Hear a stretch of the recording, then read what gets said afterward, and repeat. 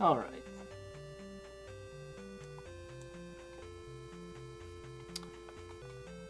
Oh, here we are. Ready to pick up with Curse of the Azure Bonds. Second game in the series, and an improvement in a lot of ways over the first one. And also one that I actually played a lot more as a kid. Extra fond of this game. We actually have sound this time too, which is special. The game does not lose a huge amount of... probably the biggest improvement is just the overall gameplay running of it, the speed at which it runs. We don't get super lagged just by having sound here. Unfortunately, still no background music, so we're going to stick with the Pool of Radiance nest stuff, just for ambience, for those who care about it. I personally don't mind that there's no background music, but whatever. More available for other people. So let's go ahead and get this started, shall we? Wicked in a small room, we notice that we have these weird Azure Bonds and all our equipment is gone. We're rather upset. We need to get answers, but first we need spells. Spell Magic Prayer. Memorize the Silver. 3 Magic Missiles. Sleep is sadly useless. 2 Stinking Clouds. Forgot to alter the game speed, which is the first thing I actually need to do. Makes all of this go a lot faster.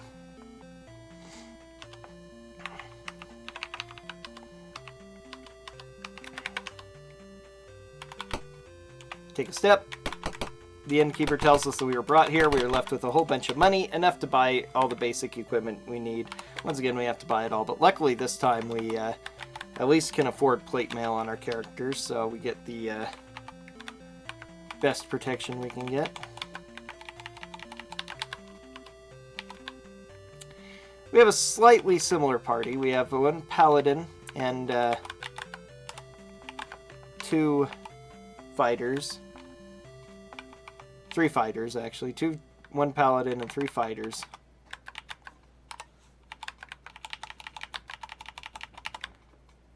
A standard human cleric.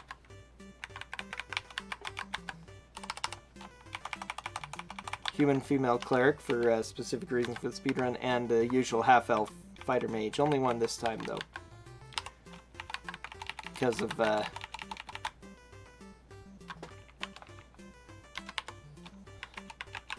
fact that spells are not as useful to us in this game compared to what we can get just with the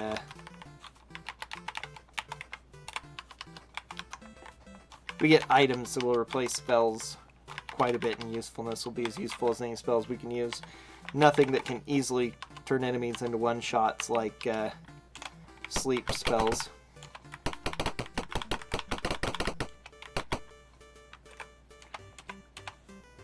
Okay, we give Sage Filani money to tell us about the sigils. She doesn't know much, but we have to do that in order to leave. Now we try to leave the city. The king's coming in. We are suddenly compelled to attack the king when we hear his voice, but it turns out it's just a guy who happens to greatly sound like the king. And I'm in a bad position. Oh well.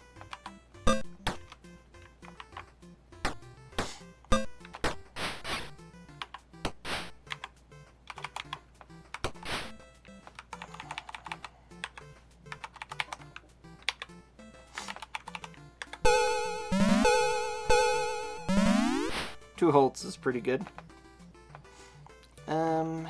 Yeah, we'll just quick combat from here. I moved slightly wrong, so I couldn't get up to where I could take them out. But the Bond's arms glow, compel us to attack the king. Turns out not to be the king, but more guards come out to... We surrender after we're no longer under compulsion. Thieves break us out. We rest.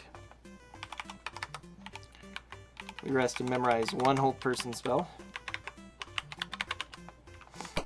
And we try to move. So these thieves are having a bit of a guild war with this new group of thieves that appeared.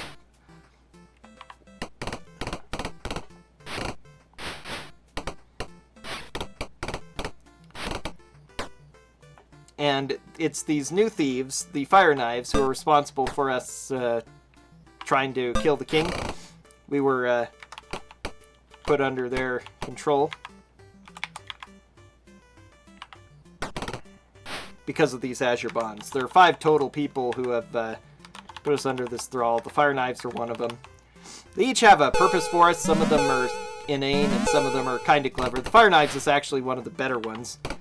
They need, you know, just having a couple of good adventurers who can try and kill the king for it, because they want to take over Tilverton, the entire kingdom of Cormyr, in fact. The town we're in, Tilverton, is one of the towns of the nation of Cormyr, west of the Dale Lands, where most of this series takes place. Not just this game, but the entire series, including Plan.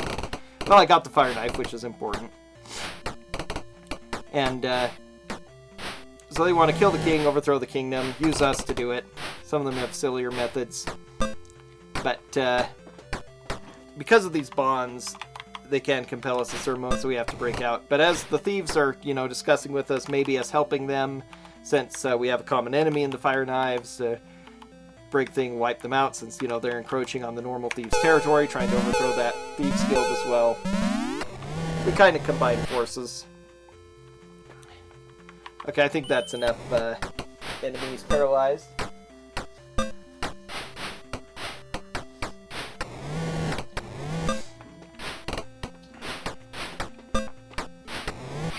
But unfortunately, in this fight, the guildmaster is killed, and so the rest of the thieves pretty much, they help us out in this fight, but then they scatter and leave, and we're left to our own devices.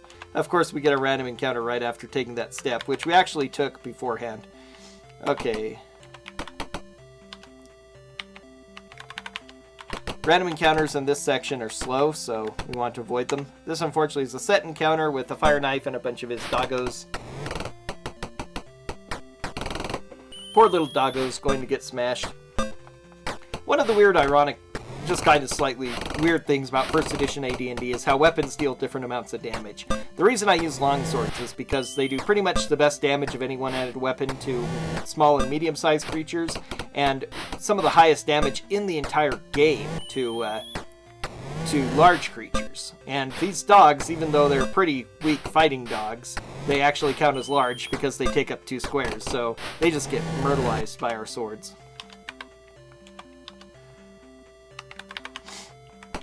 Save the game here. Bash. Found the treasure room.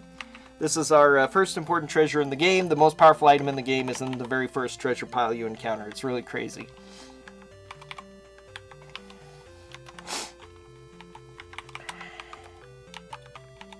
This is going to be used for one fight. I did get the dust, right? Yeah. The sword and banded mail I picked up, but... Okay, Violet did a lot of... No, I don't want that memorized. That was a misclick. 3 hold persons.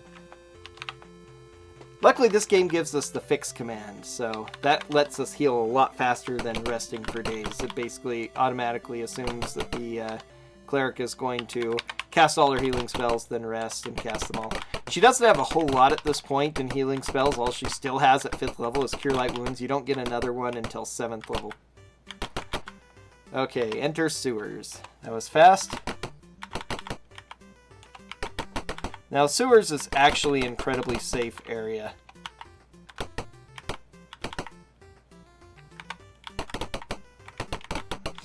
Provided you go the right way.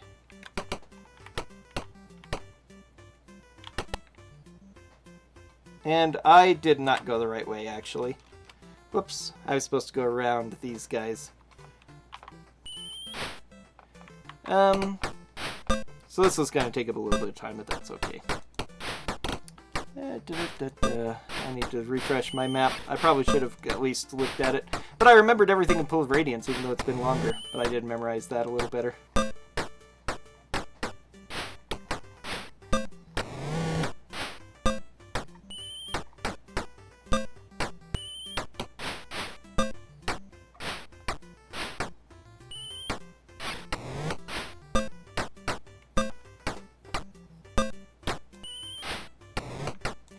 Ah, yes, I didn't quite make it there.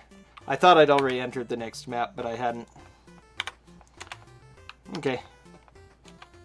Monsters defeated looks like a safe place to rest. I'm going to do so, just so that I can... It might have actually been faster, too. This is the area I want to go through the door.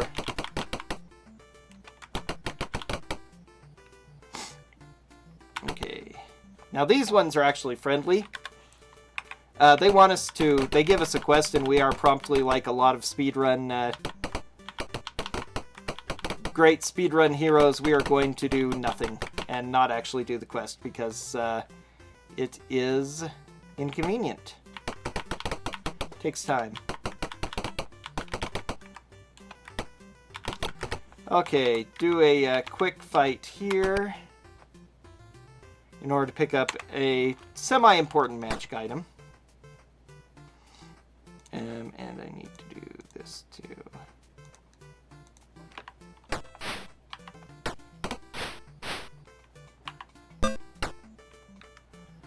All right.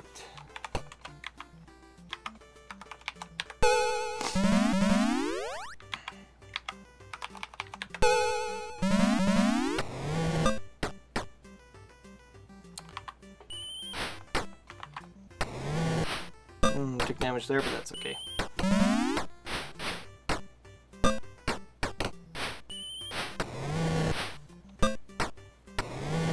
Okay, good. Now, what I'm after is simply the staff sling and that in case we're desperate.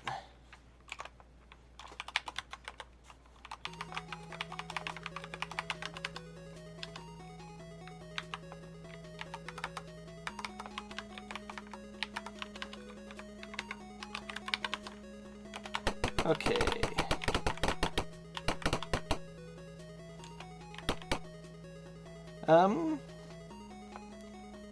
Oh yeah, I'm actually a little bit off here too. Secret door here will allow us to enter in the back way, so we'll avoid a lot more fighting. We could train here, but we haven't gained nearly enough experience. You might have if you'd actually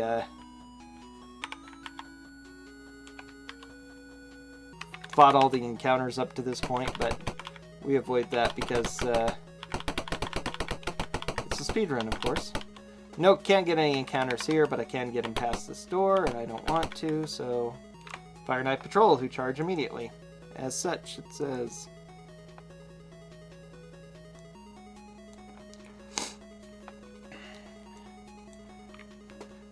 Been a rough summer, and it's been tough trying to get speedrun going because of my allergies and stuff. I'm suffering a little bit from it today, which is bothering me. I was hoping that I'd be okay for a bit.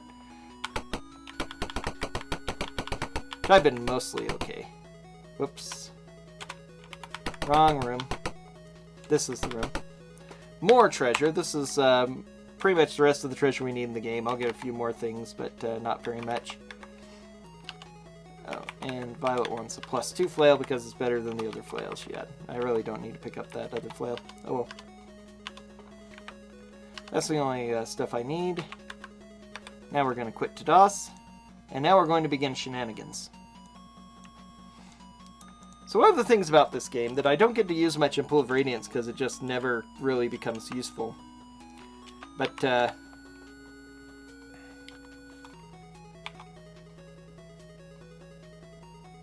okay, let's... What remove silver we need to? Save a C. Add a character. Bags. Alright, now... We're going to trade this stuff to Bags.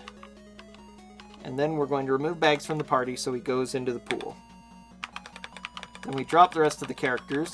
Suddenly we don't have a game anymore. So we load the game that we had before. And voila, here are our characters. We add Bags back into the party. Trade his Dust, Longsword, and Necklace to Blue. Remove him from the party. Save the game. Add him back into the party. And now Red still has his Dust, Longsword, and Necklace that we gave to Bags in the first place. Plus we have the one that Bags gave to Blue.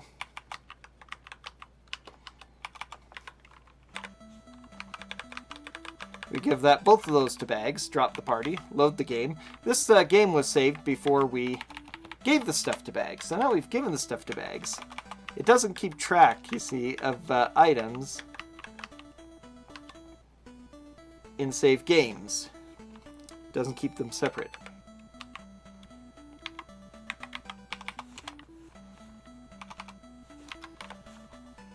Okay, I need only one more longsword. and then just dusts and necklaces.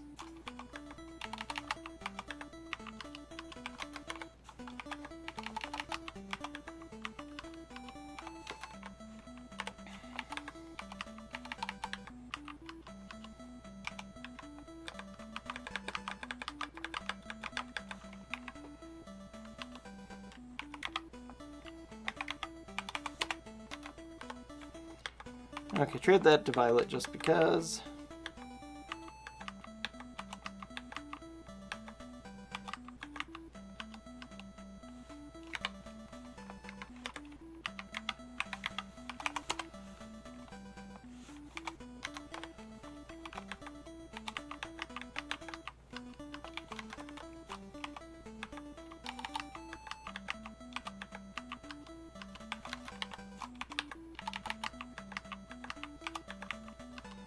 These are very powerful items I've got. It's the second best sword in the game. Whoops.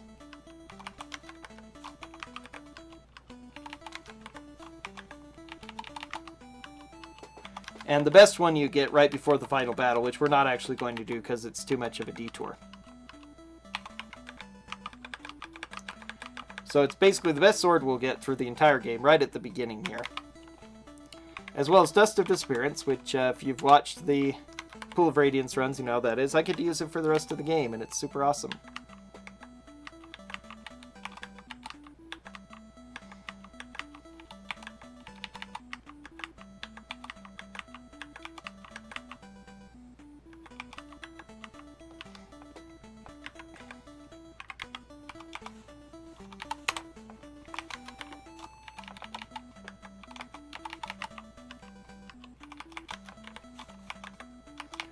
One necklace. Now we all should have 3 necklaces, I believe.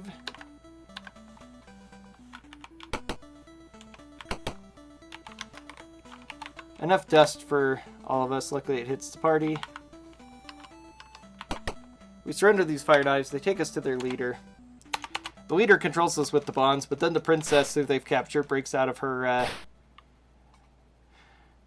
the chains she's in, manages to slip them, brains the leader, which makes his control over us fade and allows us to attack the fire knives. Well, this is totally an unfair fight because not only are we totally invisible, so they can't shoot us or cast spells at us, they can only attack us if we're in melee, and they're too stupid to run up and try to melee us, even if their friends can tell them where we are.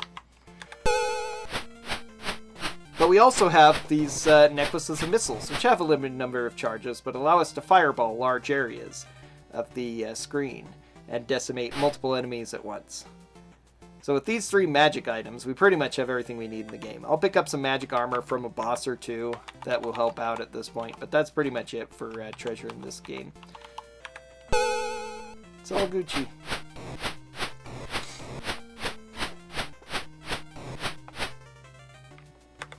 Despite the Atyug fight, this is going pretty well.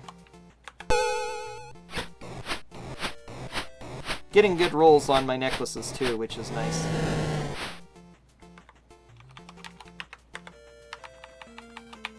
They're not very high range, so as you can see, that's pretty much it.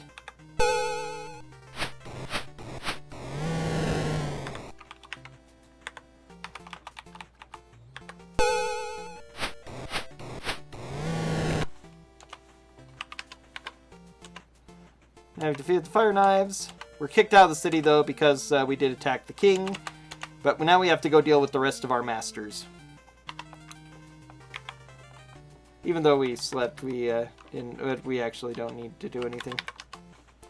Okay, journey on to Ashabin Ford. Wilderness Trail, doesn't matter, as we pass through the mountains we're attacked by hippogriffs. This is one of 2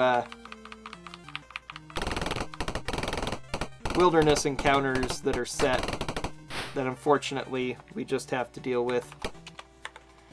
Now the fireballs, including the necklace and missile ones, are less effective in the outdoors. They don't hit quite as wide an area.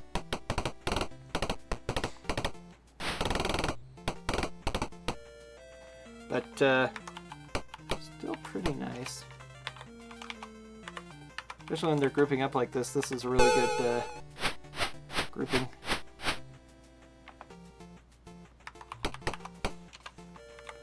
And And actually, I need to drop these now. That other sword.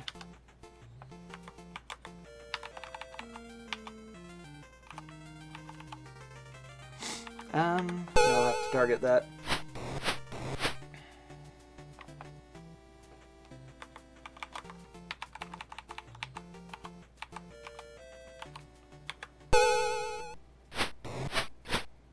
I could have actually done that for forward.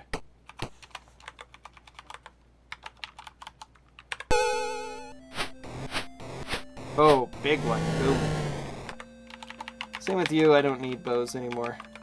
These long sword +3s, they won't even use them unless I make them do it, but it just isn't worth it to.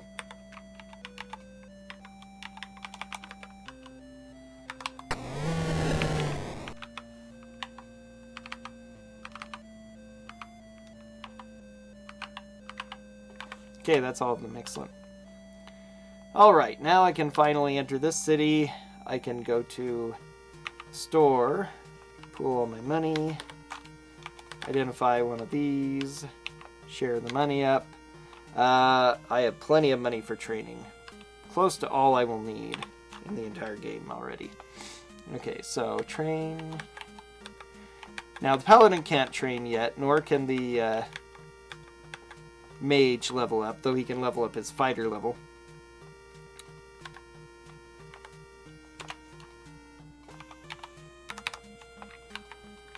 Let's see, another dispel magic.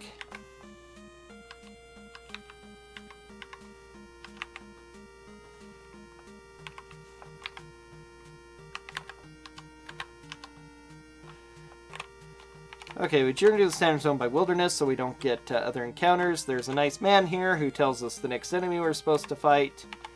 Journey to Asimbra by the trail. Journey to Hap by the trail. We get attacked by dragons. Here's the second required outdoor encounter. 3 black dragons. They're actually ancient, huge black dragons. The biggest there are. They only have 48 hit points, though. Because,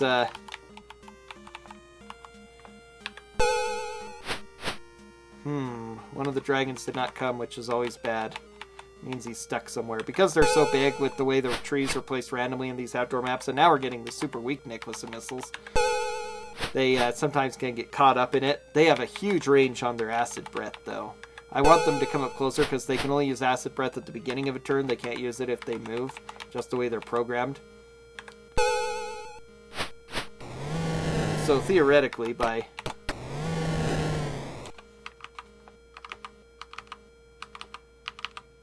hopefully... Okay, there he is. Still fastest and easiest to fireball him.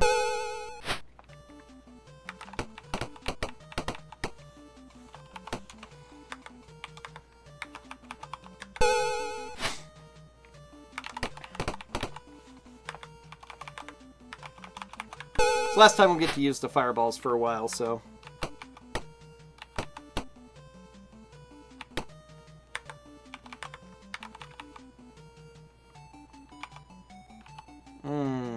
I'm gonna hit somebody with it. Oh well. Sorry, Blue.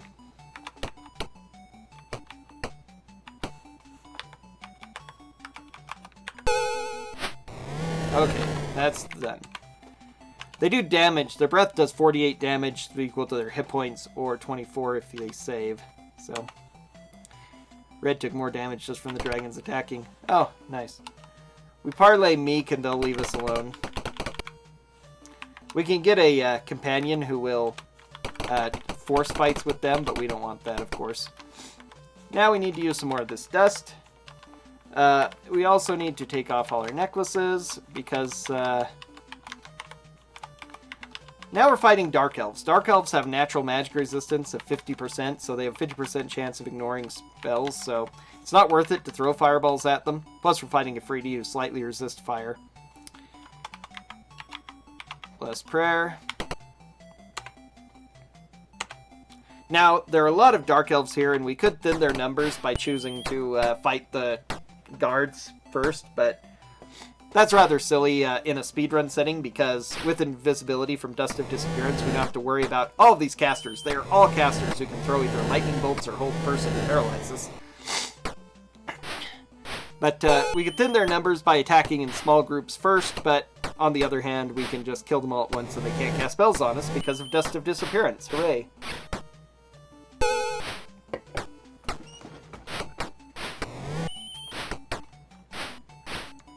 Now, they are pretty tough because they also have really good armor on. Special armor that only works in places without sunlight. It's supposed to disappear in sunlight. Even though this seems like a town with sunlight, Hap counts as an area you can use Dark Elf stuff in. Maybe they've cast some sort of bloom spell over the city that allows shade and allows their armor to work. But the minute we leave, any of our armor would disappear in the sunlight. The game doesn't let you hide it or anything for use in other subterranean areas. Just doesn't work. So now they come in and celebrate. We're their heroes now, and we can rest anywhere we like in town. But we still have to deal with the Dark Elves Master and our next Master. So, but first thing we need to do is go and level up. So we're going to the wilderness. Journey to Assembra. Wilderness, doesn't matter. Enter the city. We're going to go to the hall. Train Red to be a paladin, train Silver to be a better magic user, and learn not Fireball, the spell you'd naturally think, but Haste. I have all the Fireballs I need from Necklace of Missiles. But the Haste spell is going to be super important for the hardest fight in the game. This would not be the hardest fight in the game if I didn't have immunity from all magic thanks to...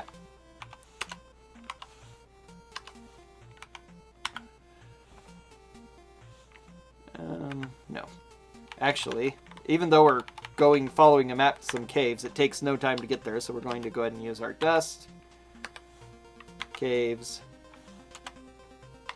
We've entered the Cave of the Dracolich. And again, everything's immune to fire. There's not much else we can do, so we just hack them to pieces. And once again, since we're invisible, the rest of them back there are going to do nothing.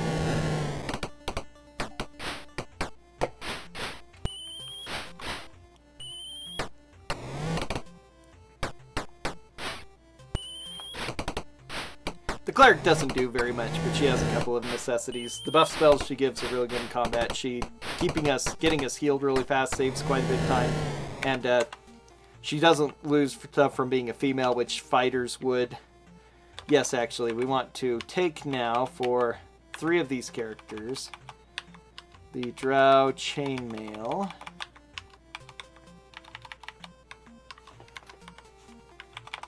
Because it's better than the plate mail and more importantly allows us to move twice as fast. So that's very convenient for... Now we pretty much don't have to worry about random encounters here. We come in and meet this nice girl named Silk. She makes Violet one of her swan maize. She wants a dragon heart or a dragon egg. We're not going to get either of them for her, but this helps us avoid several fights, including one very dangerous one. Time-consuming one, I should say, and more than time-consuming one. Sheesh. Much later on. There's a lot of encounters you could do here for experience and or quite a bit of loot, but we don't need those, of course. Wow, we're not getting any Swan May encounters. That's interesting. Okay, we're going to go ahead and refresh our dust here.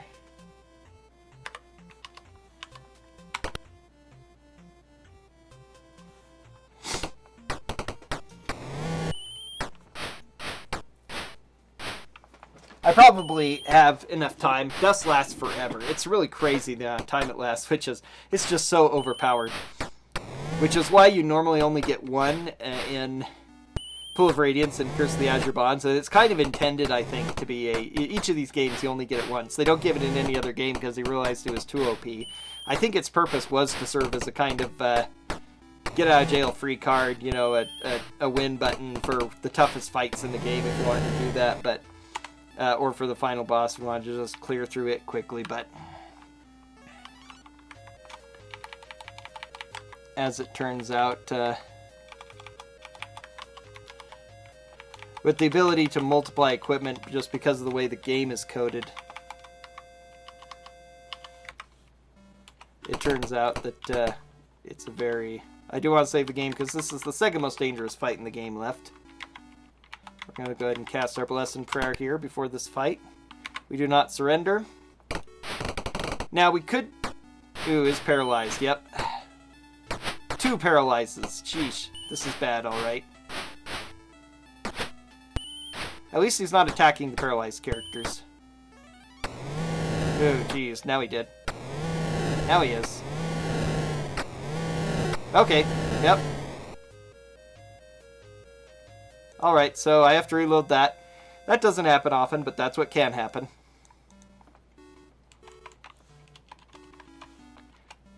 Even though we're invisible, his gaze does work for whatever reason. Gazes, certain gazes do work. I-beams from beholders will not hit you, but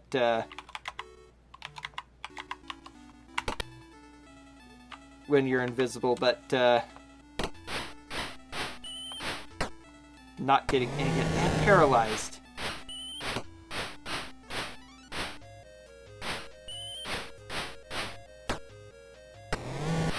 Okay, the other thing I forgot to do is sheesh. Okay.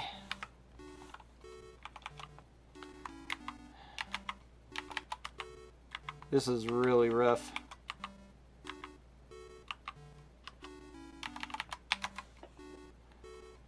Okay, heal silver. Although maybe I should have healed blue.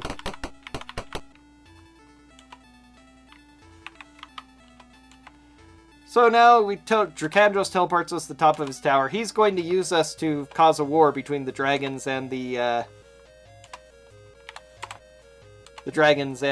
regular people, but the dragons are too smart for that, because when he commands us with his bonds to attack the solutionary dragon he creates,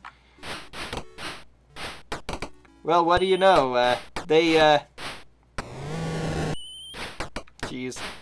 Blue's got to be way down in experience because of that. Who was the other one who fell? It was silver? No, it was red.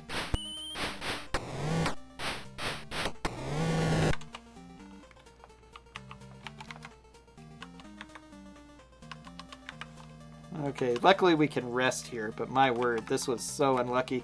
I'm really worried about the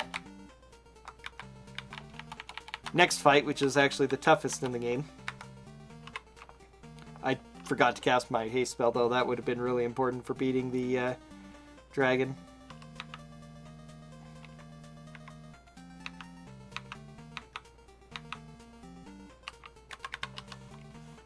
Okay, now some more dust. Cast haste spell. But so they realized that he was the one controlling us, and he's like, you seriously, the dragons are like, you seriously expect us to believe this nonsense about them planning to kill us when you're the one giving the orders? Free them from your control and let's see what happens. And so they do, and you can attack the dragons, then you have to fight a huge amount of dragons, which would be dangerous. Normally, but with Dust of Despair and something can't hit us, it would just be a lot of, we would just fireball them all to death, and it would be free EXP. Oh, blast. Wrong spell. So now we're fighting Dark Elf Lord. Him we're hitting. Well, one down. Red again. The Paladin. That could be really bad, actually. So this is a +5 drow longsword. Like the rest of the drow stuff, it only works here, but it'll work for now. But this stuff is great. Trade that to silver, actually, no. Silver's going to get the other stuff. I need to trade that to green. For use later. 62,000, 78,000. Yeah, geez, I hope he has enough experience. I have some backup experience I can get right here. So, magic memorize, haste again. That's a very dangerous fight because he's a super high level fighter, so if you can paralyze him with hold person, you can one-shot him, which is great, but it doesn't happen often. But it's worth attempting. Okay, now, one more time. This place is the one area where it doesn't actually save much or any time to skip random encounters. Yes. We're going to have go ahead and red do it.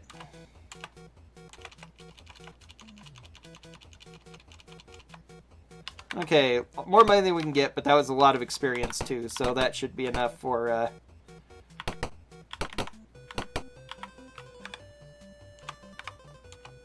There's another Burly, but he's an illusion. Can't quite remember the tower levels. Yeah, actually, it's just like this.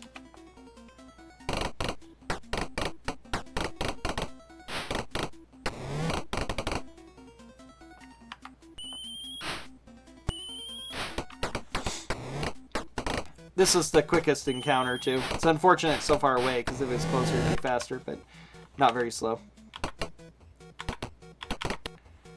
Now we get to fight some owlbears with their dwarven masters, or dark elf masters, drow masters, drow dwarf. They have no magic resistance, so fireballing them down. Ooh, the cleric didn't resist. That's rare and useful when it happens.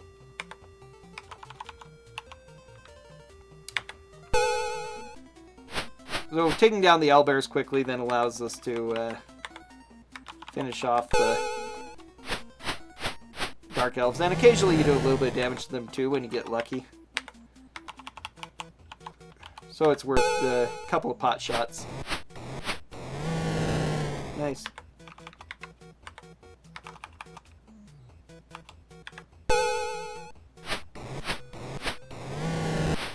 Cleric didn't resist that time. Okay, nobody else is within reach now, basically.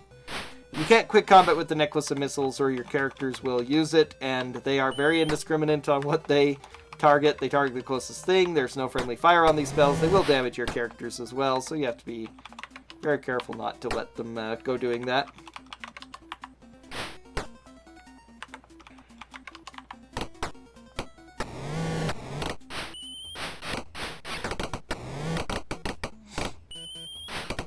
Oh, jeez.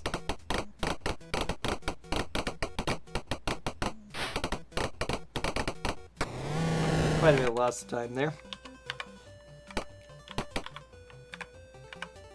Alright, now there's a thing there. Now we actually go through the doors.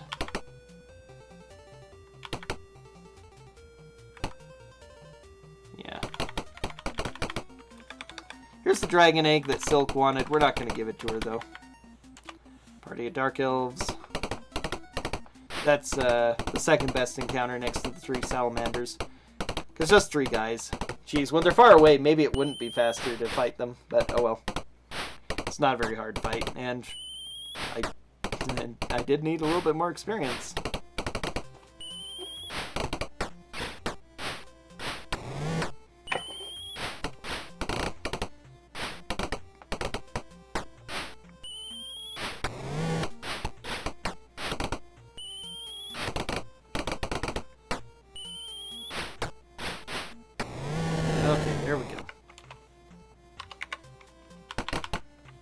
Now we take some damage from this annoying spike trap.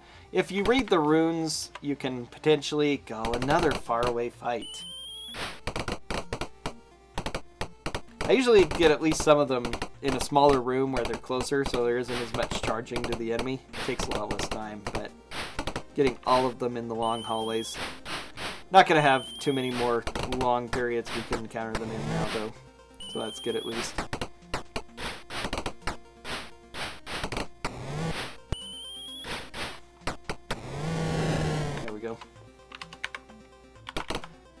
Okay. Yep. Hopefully this will be the last encounter in Tricandros' tower.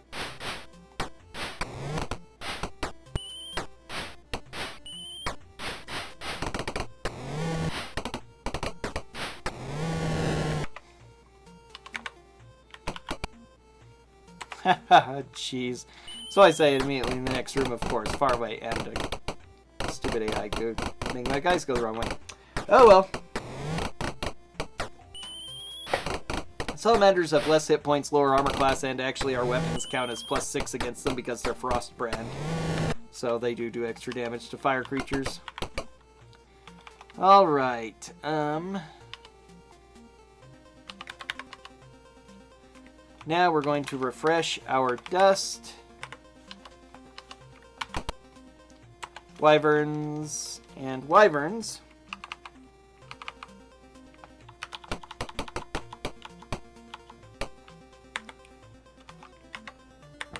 Are not immune to fire. They also have a dangerous poison attack. Like just being paralyzed, being helpless, this game is really mean with its status effects. Wherein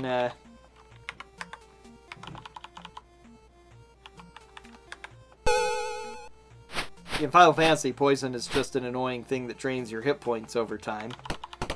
Generally not enough to really worry about. In D&D, first edition D&D, being poisoned amounts to death. And it's even more annoying than normal death because you do have to cure the poison before you can resurrect them, but you still have to resurrect them generally. At least that's how it works in this particular game, so it's frustrating as all get out. So we want to avoid being in melee combat, because even if they are unlikely to hit us with our pretty good armor classes and our... she's too overweight by the little bit of treasure that she has.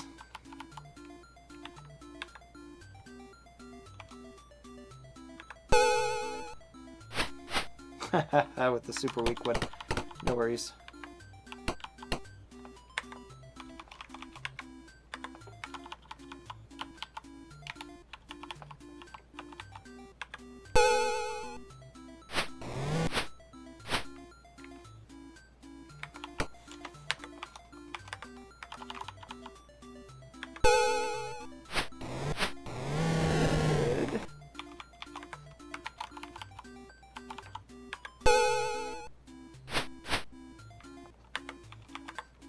So I don't want to get into melee combat and even risk getting poisoned by them.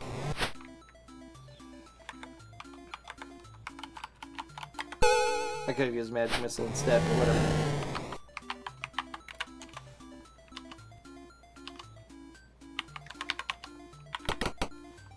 Alright, time to cast our spells. Blessed Prayer. Haste.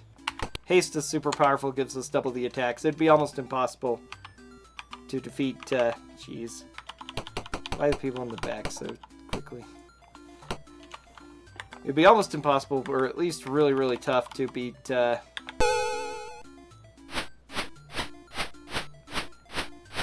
Burley, the Dark Elf Lord, without it, which is why I go back for it.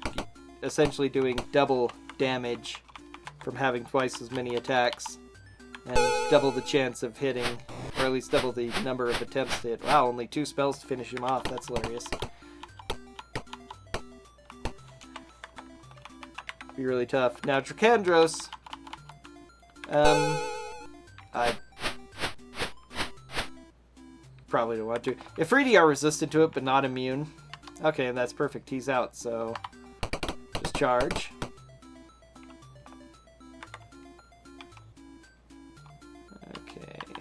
You're out as well.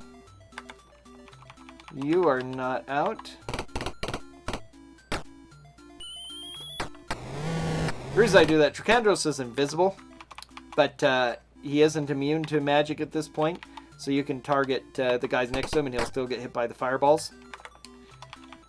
And you used up one as well. Excellent. And you did as well. Okay. So the Ifriti still takes some damage. The Drow are potentially being hit, so it's best to wipe him out with that, because he can actually cast Fire Shield on himself to protect himself, and it's a damage shield that returns the exact amount of damage you do to the enemy to you, which is bad. So we don't want that.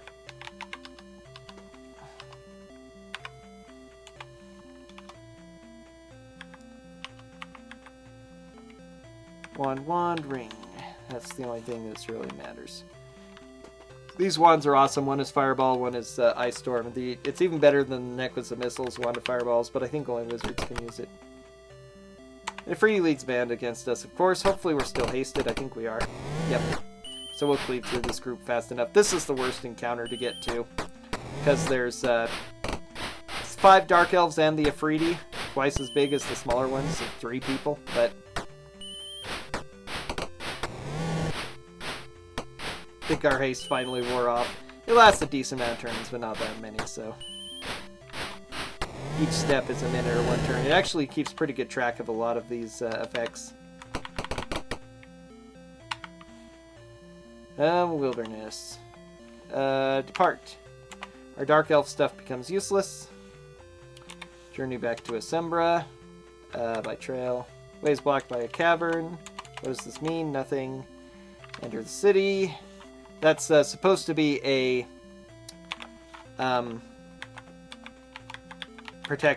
copyright protection feature, but now I want to learn Fireball. Okay, so he can't quite make 6th level fighter. That's interesting. Probably because of the death he suffered against, what's his name? Maybe I should have given the egg, but oh well.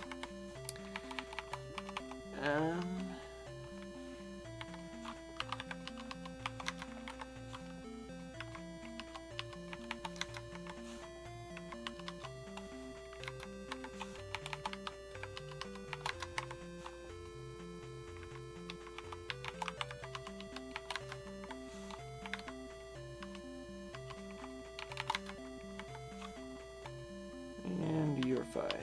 Okay.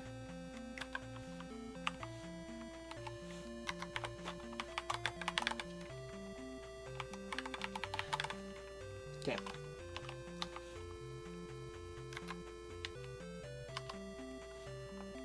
Now the inn, so we can memorize our spells. We get twice as many spells now. 2 haste, 2 fireballs. I can use those double haste in a couple of places. Bless prayer. Now I finally get more healing spells so that I can fix faster. And that's it. Alright. Oh, that was Tricandros defeated a bit ago. The Mustang Stone Trail. Journey on to Hillsfar Wilderness. Journey on to Ulash Wilderness. Ignore. Enter the city. Ask permission. We get hit by a horse on the way out. Or way in, somebody on the way out. We parley. We go with the guards. They have us rest here. We save the game. We quit to DOS. We do this deliberately because it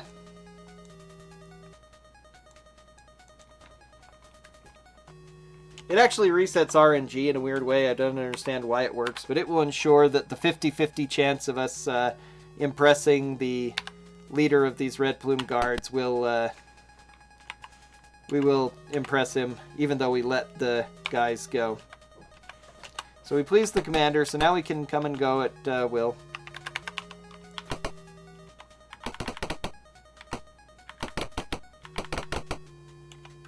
Now we usually get this encounter, we flee. I could get nasty encounters here, and I don't want to. Okay, use dust here. This is a good place to use one of my haste spells, because this is a really annoying fight. Alright,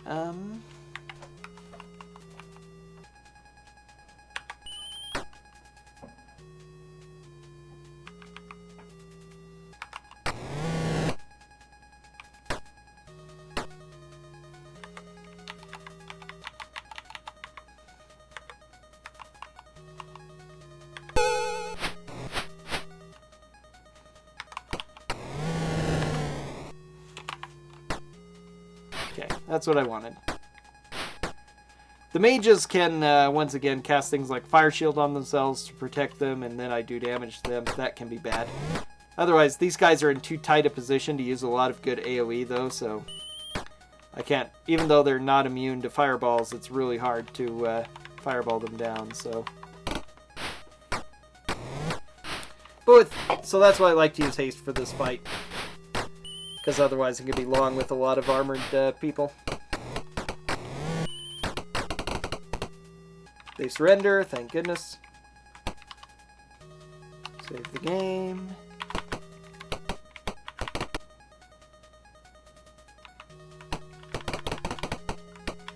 Alright. Now, how lucky am I here? 3? Just 3? That's good. That is the second lowest amount we can get here. Nope, 4. So middle. You can get 2 to 6 of these Shambling Mounds. Shambling Mounds are immune to fire, so once again, we can't use our Necklace Missiles or Fireballs on this fight. Their armor class is comparable to the Drow. They have even more hit points. Reasonably do about the same amount of damage. And they take like half damage from melee weapons, so it's tough to wade through them. But gotta do what you gotta do. But we're going to get a really awesome item for dealing with them here.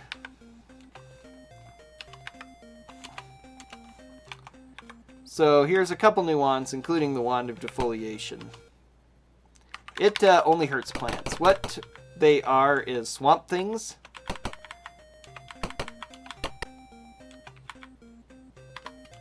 So they get defoliated really well.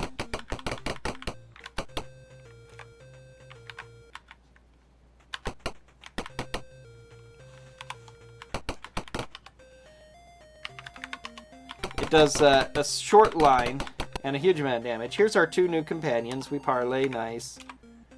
Tell our story, yes. Default is not to take them, and they complain if you say yes, so it's a really annoying little trap that they give there. This is the final battle of this, well, the main boss fight. 2 boss fights in a row, very nasty, so we need some dust for those 2. And this is where we're going to cast our other haste spell. There's another fight after this that's required. It's a couple more required fights, plus some random encounters we could get into, but they're not bad. So now we defeat the High Priestess Mogion. They're going to use the Bond's power to resurrect their dead god, Moander, the god of slime, but it doesn't work. We don't quite know why.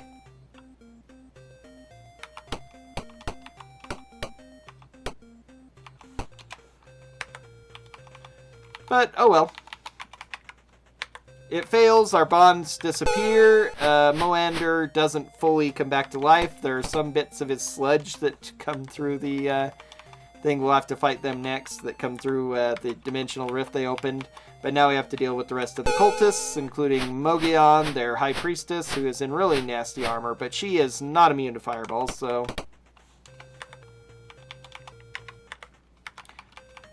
Now, this is a dangerous fight without dust disappearance, because all these clerics can cast Hold Person on us, especially Mogion, especially if you can't just use an unlimited number of fireballs to quickly take them down. But with all this stuff, they just become bystanders. It's mostly the reason to do this is just to get rid of them quickly, which, as you might expect, is generally a good idea.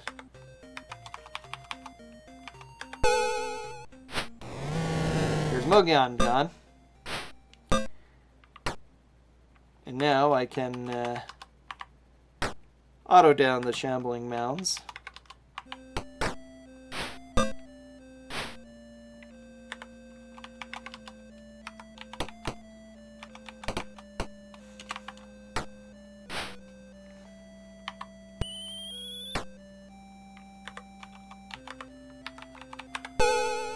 $20, $16, $20 does so much damage to these guys.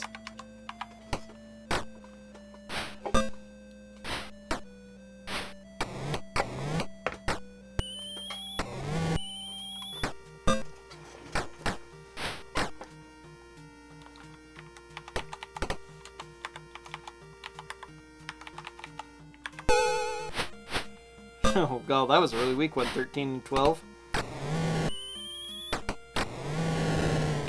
Still did a pretty impressive amount, though.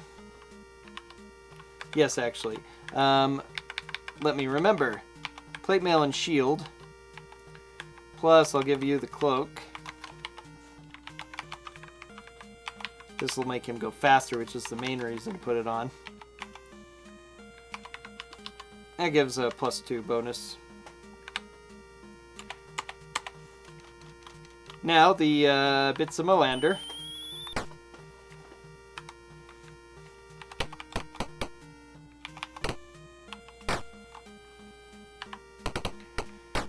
So 3 pieces of the god come through. They have 140 hit points each.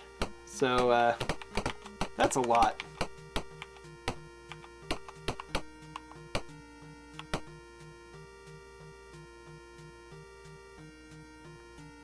Let's see, I think this is where it is. The targeting for this cone effect is really weird. No, that isn't it. So I think I need to move over one. It can't normally, even though you can hit 3 shambling mounds in a line, it won't pass through a Molander piece and hit 2. But there's one position I can be at where targeting that corner of the Molander will actually hit both of them. There it is right there, yeah.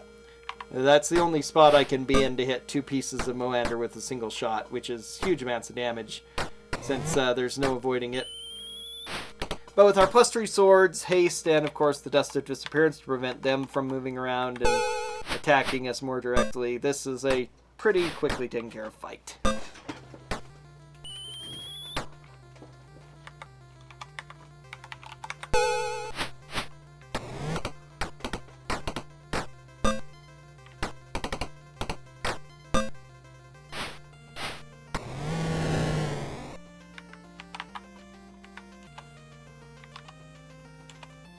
We get the Goblet of Molander. Now the cultists are upset because we killed their god.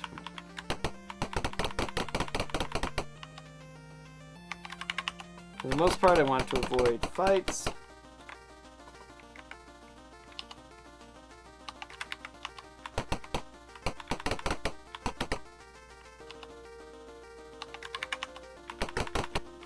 I actually don't get in too many fights here, but sometimes I do. This is a set encounter. Vegapygmies.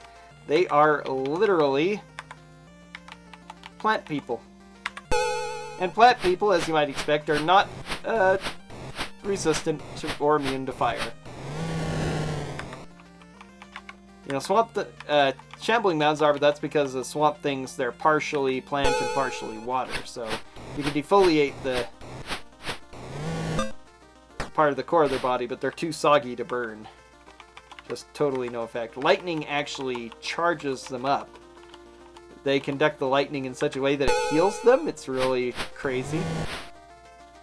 But,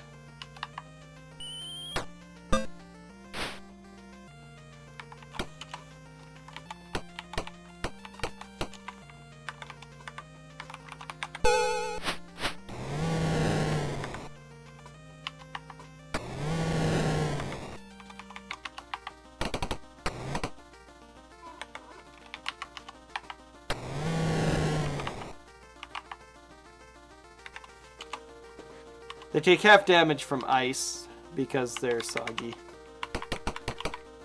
So it's really tough to engage those guys. And alright, here's the last fight.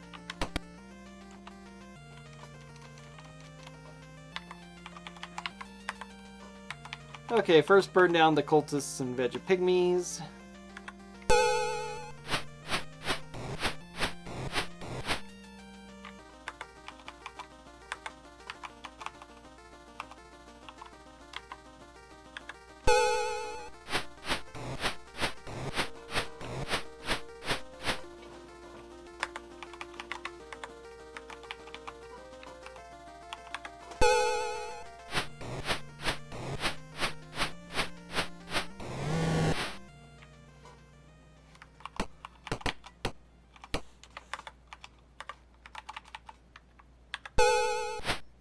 Darn.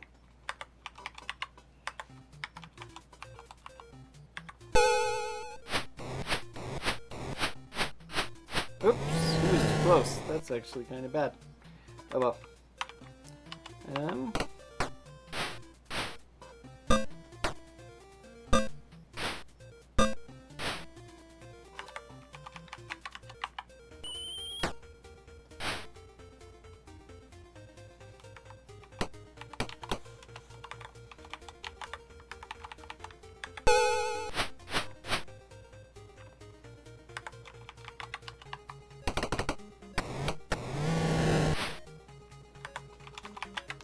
Getting to 7th level was a big power spike for both the Paladin and the Warriors, because that gives them 50% more damage, essentially, an extra attack every other round. So the first round of combat, they get 1 attack. The second round, they get 2 attacks. It keeps track by round number, not by actual action or number of attacks. So when you start the combat and you're at 1, if you use an item instead, whoop-de-doo, you don't lose your attack. The second turn, you'll actually have 2 attacks. So if you're really clever with doing that kind of stuff, especially later on with higher level fighter magic users, that's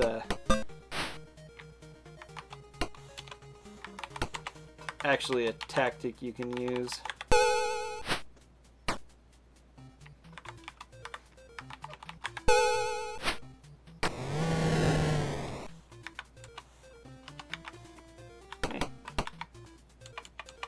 Elias and Dragonbait leave. In the original novel, they're the ones that have the bonds on them. Let's see. We need to journey to... Let's go ahead and go to Tesh Wave. This is unusual, but... Darn, it doesn't have one. Okay, so we'll have to journey to Boonlar. Need to go to the hall to train him up to a level 6 fighter. Level 8 Cleric already, level 8 Fighter, level 8 Fighter, level 8 Fighter.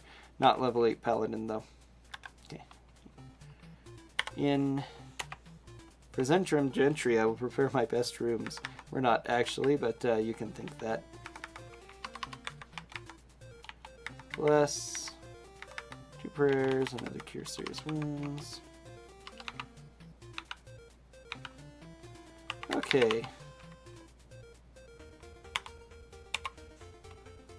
Journey to Yoash by Wilderness. No. Journey to Zentil Keep by Wilderness. Enter the city.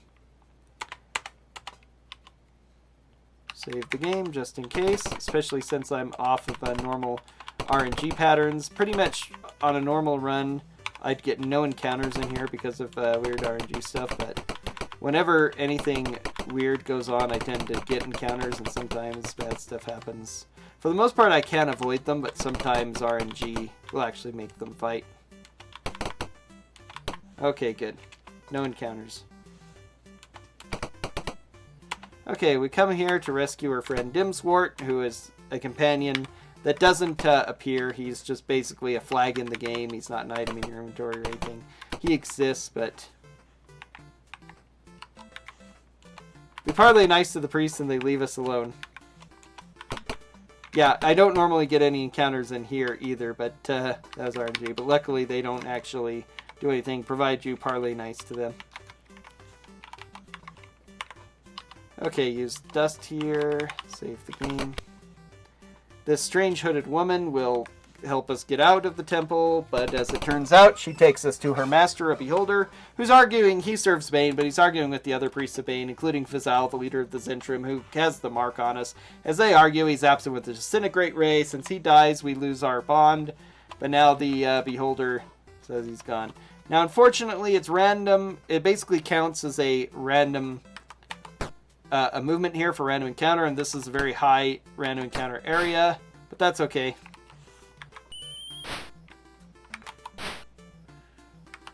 Because, let's see.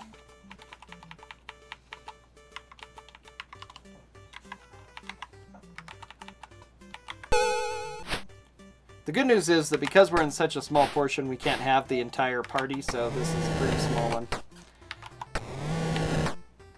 Now, I'd like to be able to get through this area without getting too many encounters, but we'll see what happens.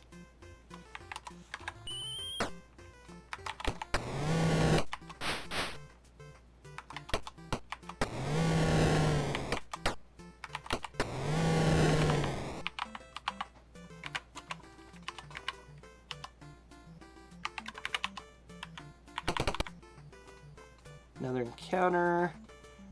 Maybe I'll take an encounter right by the door, but since I already had one, I really don't want any more. Oh, and I entered the Cave of the Beholder. Supposed to do that a minute and a half ago. I'm really bad at remembering to do my splits. Oh, I made it through now. Okay, that's a save. Boom. Luckily, that beholder is not real.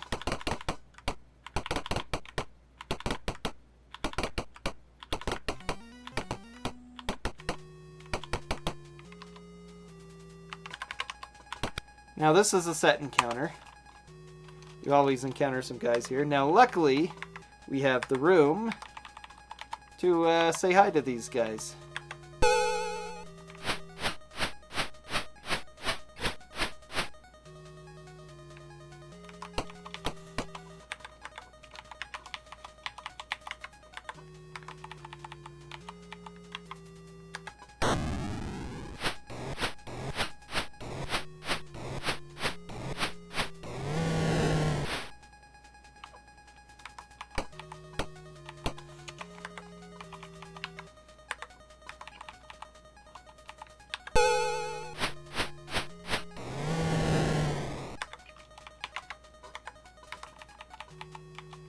So finally, after all this time, we're now in an area where we can start spamming fireballs on the enemies.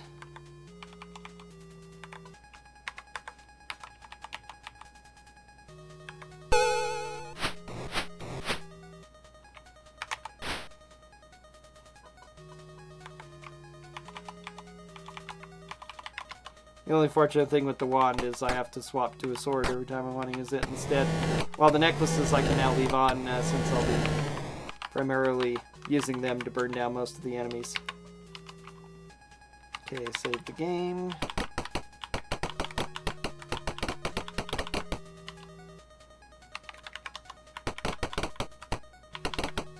Wow, I made it all the way here. Okay, prayer, bless, haste, refresh, dust. I still have 2 there and 3 on her. So yeah, I have plenty of dust. I usually do, but I get...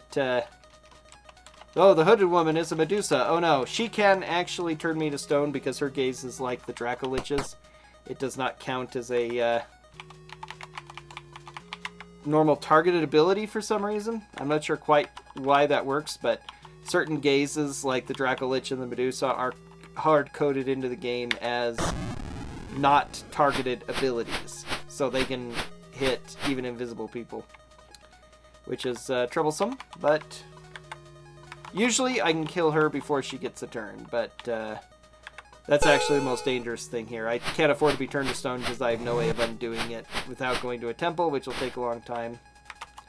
Luckily, she's weak, so she goes down fast. I've never had her successfully do it during my speedrun, but, you know, I'm always waiting for that the one RNG to finally hit.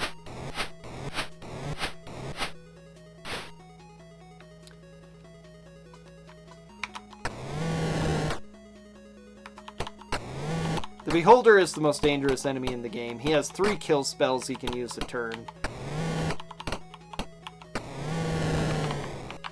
A Disintegrate Ray, a Dispel Ray, and a Stone to Flesh, and they're all awful.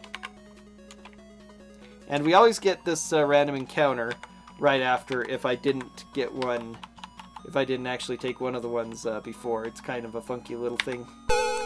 But, especially since I still have haste and all this, it's faster just to kill it than to try to reload, which might prevent me from getting a random encounter. If I were to, like, reload right before this fight. Or, you know, or reload and attempt to fight it again and hope that I wouldn't get it. No, that would be a waste of time. Probably wouldn't work.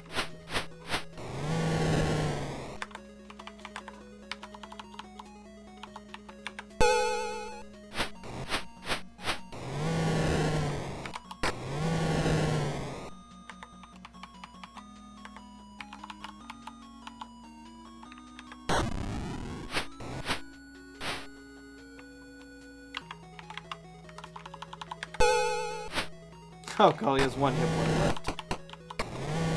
Wasting my time.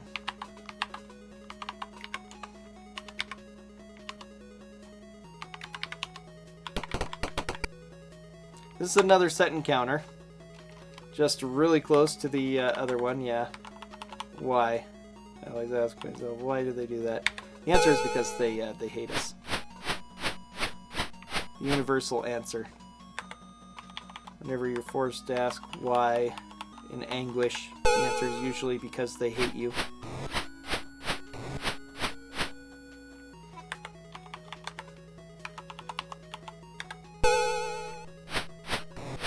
Going by that philosophy has made life a whole lot easier for me, because I realized that there's no real reason for everything. It's just arbitrary hatred from people who don't know you and never understand. You can't do anything about it, so, you know, just gotta ignore it.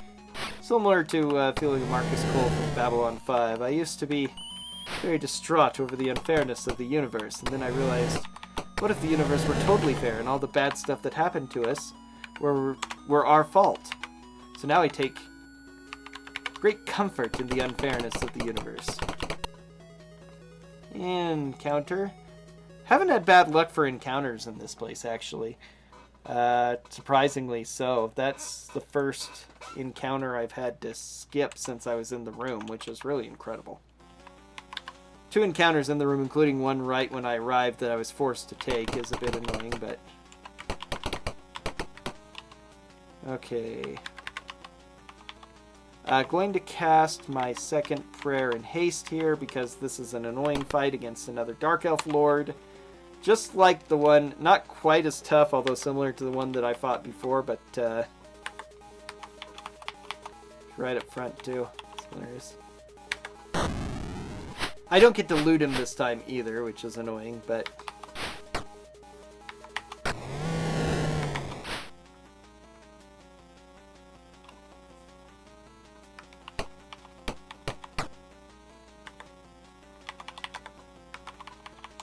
We're much higher level now, and with haste and stuff, it's actually not as terrible a fight as it was the first time we fought him.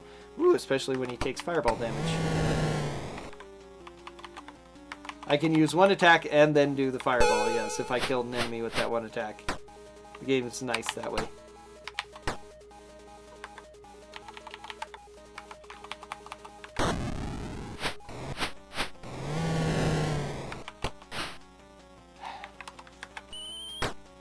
He's still kind of hard to hit, though, with -7 armor class. I have to take my wand off so I can actually hit him.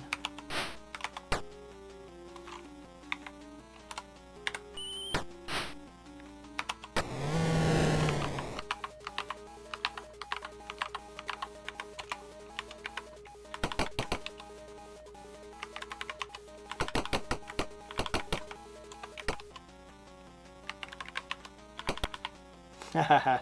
Nice save.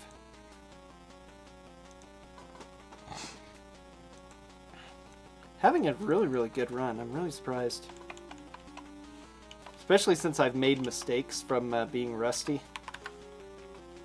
Had to pull back out the map, which the last couple runs I did before RPG Limit Break, and when I ran this at RPG Limit Break, I didn't use my map at all, and I was fine. And that's it. Olive Rustcuttle appears, takes Dim Sword away, we're safe. Okay. Now we journey back to Ulash by Wilderness. Journey back to Hillsfar by Wilderness, so we aren't bothered by people. Enter the city of Hillsfar. Go to the hall. Yep.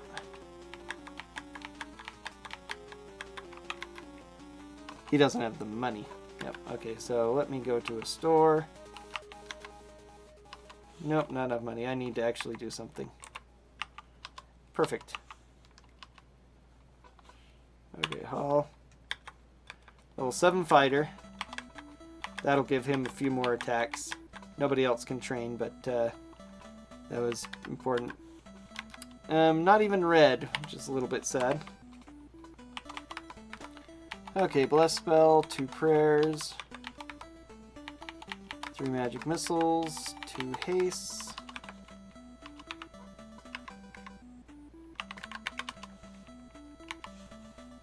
Okay, journey to the Standing Stone by Wilderness.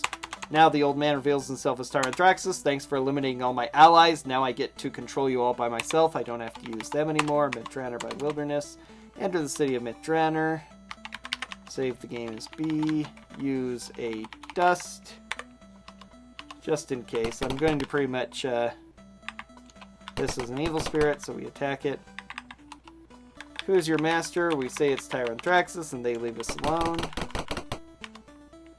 Spiders we can't deal with, though. Okay, woods. We don't go to the rescue. We don't attack. This allows us to does not allow us to get the best equipment in the game, but we don't really need it. Parlay, nice. Yes, we give them half our money. We don't go to the rescue because that's fake. Plus we don't want to anyway.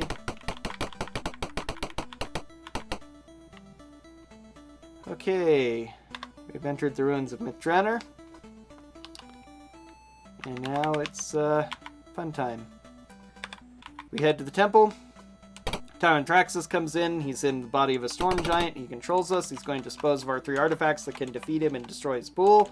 But Nameless appears and helps us and gets the artifacts back, and Tyranthraxus runs away when he allows us to temporarily get rid of his control. Now this is really annoying fight because there's a lot of enemies and they're packed up in a tight area that makes it difficult to hit them with AoEs. But I have this Wand of Lightning, which is actually super duper useful for this section because it hits all enemies in a line. Unfortunately, it's half as effective as it would be, or like 50% as effective as it would be if I didn't have to go diagonally in a line. I'd get like 12 of them. Instead, I only get 7. Nah, it's probably still better just to use Necklace. Oh, I can't see there. That's too bad. That'll hit, though.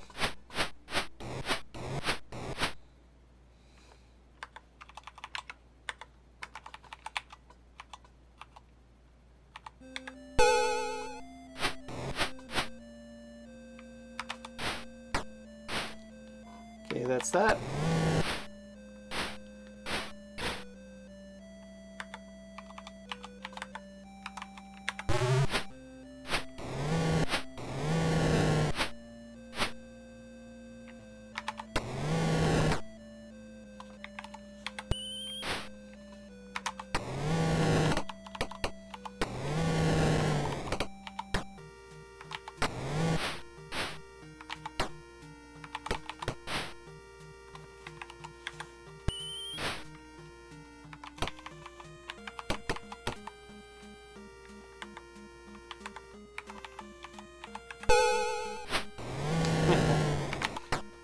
Oh, nice. Hit him with your bare hand, yeah. Darn it.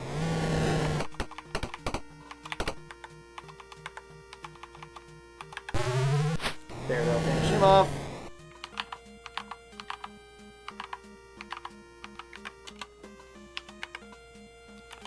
Okay, now, how much luck do I get in here? I could get a lot of encounters, or I could get nothing.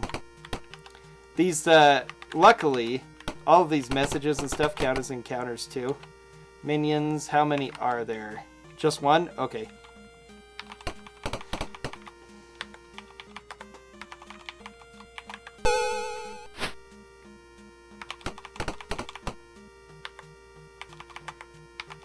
Faster to kill the one than reload, even if he's far away like that. Hey, nice. That's why you use staff slings, because occasionally you get lucky like that. But you get these occasional random messages like the bonds are wiggling in their thing, they're trying to reassert control, or the Helm of Dragons says that Tyranthraxus is up here. Which I've gotten each of those twice. Okay, how many? I did just save, and too many. I could probably just fireball them down, but I'm so close. I shouldn't need any more random encounters. Shouldn't get any more.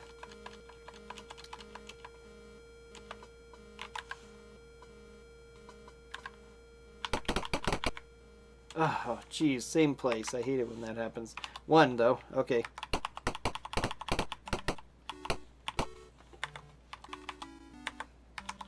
And he's just a priest, so... Oh, he actually has more hit points than the...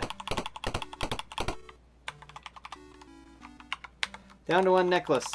We only have 1 fight left after this, though. Should... Maybe it wouldn't be faster to kill 1 guy, but oh well. That's gonna hit both. Oh well. All 3. Bad on me.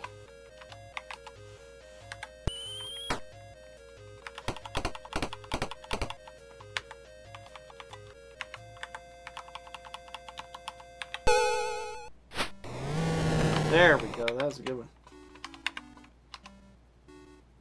2 steps. Can I make it 2 steps? Yes. Okay. Use 1 last dust just to be safe so it doesn't run out. Cast my bless, my prayer. Cast my haste. And let's go.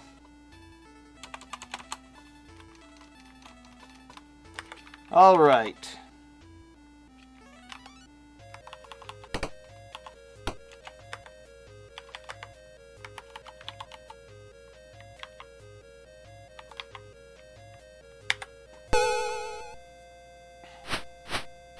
Oh, good one. 26 damage.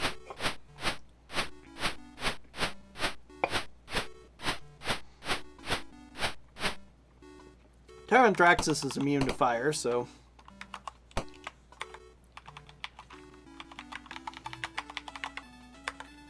But we can decimate this whole horde of enemies. And once again, similar to fighting the Drow patrols in HAP, we can actually reduce the numbers of guys in here by doing all the other encounters in the final dungeon area. But in a speedrun, it's a whole lot faster to take it as a single fight rather than splitting up. Especially when you're invisible, so they can't attack you or hit you with their magic spells. And they can't... and you can just use fireballs to decimate huge groups at once.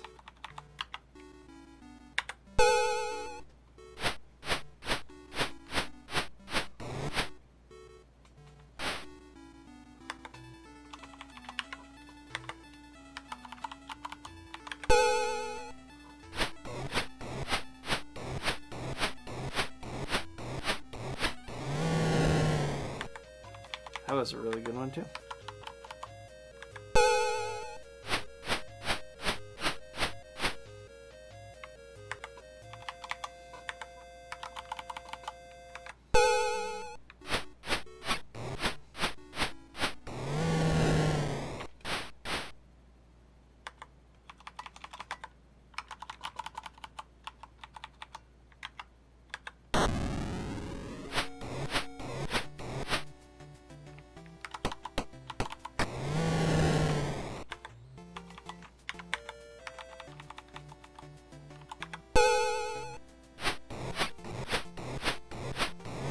Alright, now it's just him.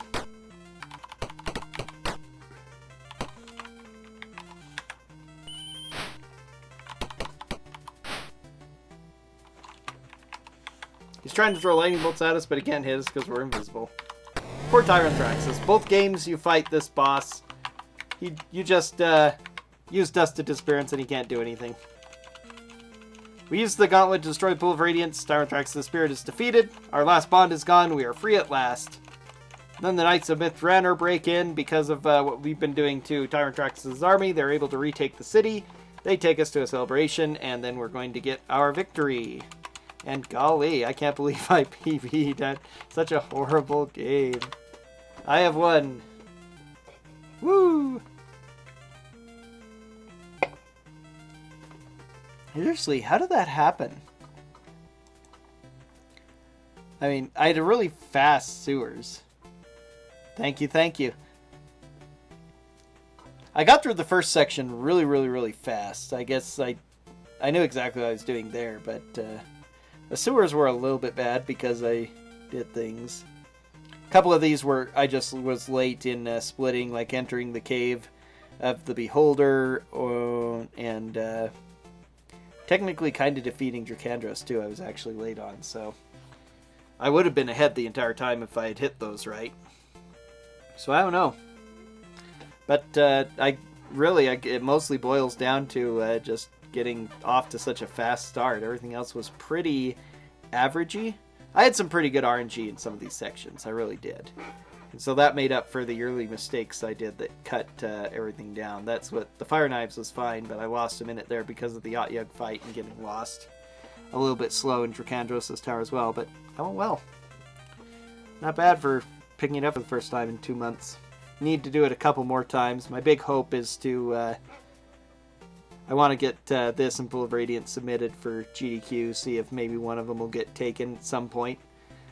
Especially since Curse of the Azure Bonds made it into RPG Limit Break. That gives me hope that maybe I can get it in GDQ as well. We'll see. But I'd like to get a good run of that done in the next week. Although I'm going to be running this next week for the Marathon Boss. Bad and Obscure Speedrun. I can't remember what the second S stands for. But Professor Palmer's running that. Anywho, that's it for me tonight. Thanks for watching, and I'm going to be signing off. We're going back to another marathon that I've done some stuff with. The No Glitches Allowed is probably where we'll be going on Speedruns Live. So until later, take care.